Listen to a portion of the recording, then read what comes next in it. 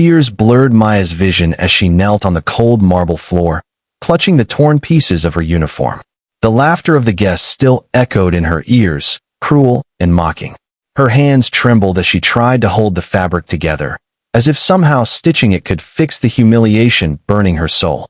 She had worked in this mansion for 3 years, serving tea and setting tables with quiet dignity, but tonight, she was nothing more than a spectacle. Her employer's fiancé had ripped her uniform in front of everyone, sneering at her as if she were less than human.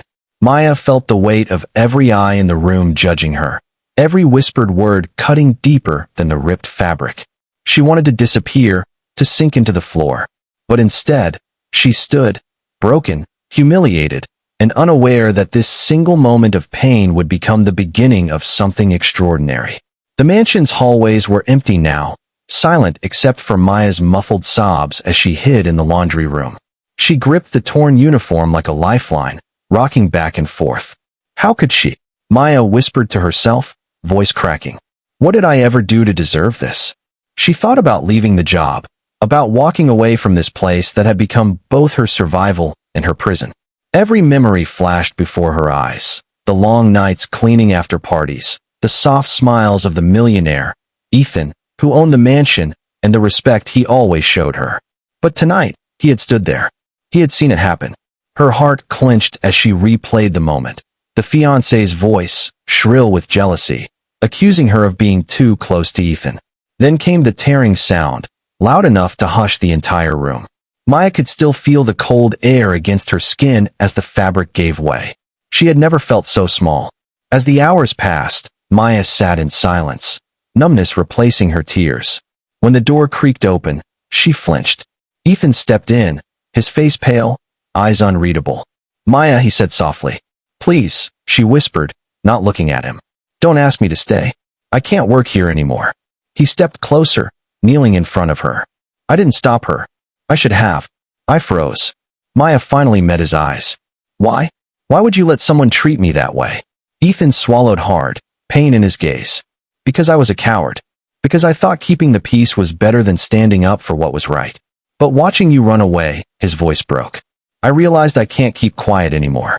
There was a long silence between them, the weight of the evening pressing down on both of them. I ended it, Ethan said finally. Maya blinked. Ended what? The engagement, he said simply. I called her before I came here. It's over. Maya's breath caught in her throat. She didn't know what to say.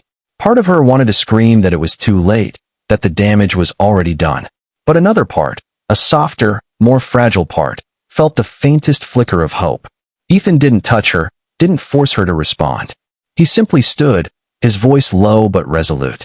You deserve better, Maya. You deserve respect. I should have protected you, and I will spend the rest of my life proving that I can. When he left, Maya was left alone with a storm of emotions. Anger, sorrow, and something she didn't dare name yet. The healing would not be easy, but for the first time that night, she felt seen. The days that followed were strangely quiet. Ethan kept his distance, giving Maya space. She used the time to reflect, to confront the feelings she had buried deep. Pain came first, the raw sting of humiliation. Some nights, she cried until she fell asleep. Other nights, she stared at the ceiling, replaying every moment, every laugh, every glance. But slowly, the pain shifted into something else, reflection. One morning, while folding fresh linens, Maya heard soft footsteps. It was Ethan's little niece, Lily, a bright-eyed girl who often visited the mansion. Maya, why are you sad? Lily asked innocently. Maya hesitated, then knelt to the child's level. Because someone hurt my heart, she said gently. Lily frowned. Did they say sorry? No, Maya admitted. Lily reached out and touched Maya's hand. My mom says when people don't say sorry, we can still forgive them so our hearts don't stay heavy. Maya blinked back tears. It was such a simple truth, spoken by such a small voice. That night, Maya sat by the window, moonlight spilling across her face. She whispered a quiet forgiveness, not for the fiancé's sake, but for her own. She let the weight slip from her chest, breathing deeply for what felt like the first time in days. The next morning, she found Ethan waiting by the front steps. I know you're thinking about leaving, he said. But I was hoping you'd stay, not as my employee, as someone I care about. Maya's heart raced. She searched his face for any trace of pity, but there was none. Just quiet sincerity. "I'm scared," she confessed. "I am too," Ethan admitted. "But maybe we can be scared together." The words felt like a promise. A new beginning. Months passed, and healing turned into growth. Maya started attending evening classes, something she had always dreamed of. Ethan supported her, encouraging her every step of the way. Their bond deepened, not out of pity, but out of shared respect and love. When Ethan finally asked her to marry him, it was in the garden where she had once cried. There were no witnesses, no grand gestures, just two people who had survived pain and chosen each other. "Yes," Maya whispered, tears of joy streaming down her face. And just like that, what once was a night of humiliation became the turning point of her life.